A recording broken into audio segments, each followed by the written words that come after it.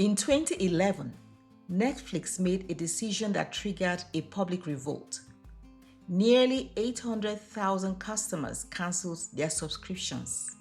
The company's stock collapsed. Investors panicked, and the media began asking a critical question. Had Netflix just destroyed its own company? And here's what made the situation even more dangerous. Netflix wasn't reacting to a crisis.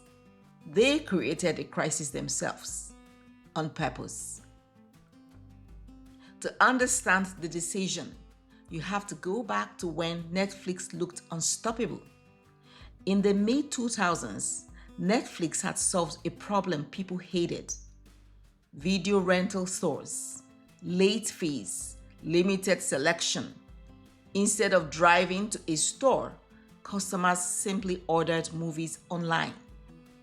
DVDs arrived in the mall, no late fees, no stress, just a monthly subscription.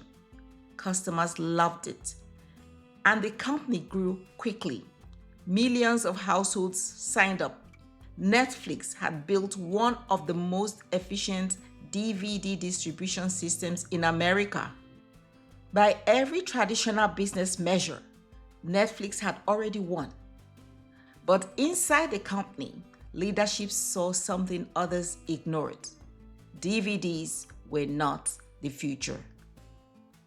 Reed Hastings and his team believed that eventually, movies would not arrive in envelopes. They would arrive through the internet, streaming. But streaming posed a dangerous problem. The DVD business was still Netflix's main source of revenue. If streaming succeeded, it would destroy the very business that made Netflix profitable. Most companies would protect the business that works. Netflix decided to challenge that.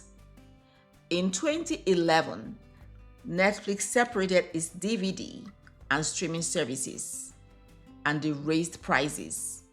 Customers who once paid for both services together now had to pay more. The reaction was immediate. Customers were furious. Nearly 800,000 subscribers canceled. Netflix stock dropped dramatically. Investors believed the company had made a terrible mistake. Some analysts even predicted the end of Netflix. The company tried to split its DVD service into a separate brand called Quastar. That decision only made things worse. Within weeks, Netflix reversed course, but the damage had already been done. The company had crossed a line. Netflix could no longer rely on DVDs.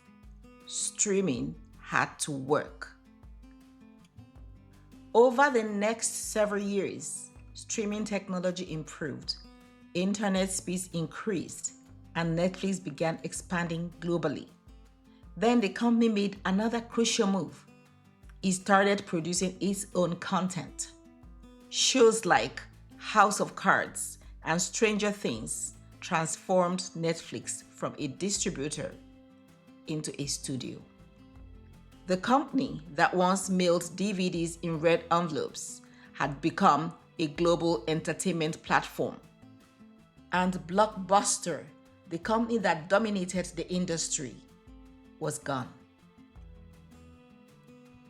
The interesting part of this story isn't about streaming. It is timing.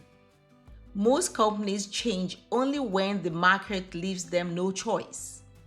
By the time that happens, it's usually too late.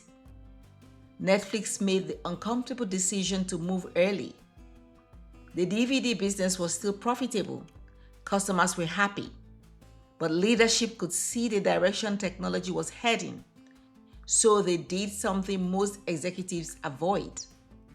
They disrupted their own business before a competitor could do it for them.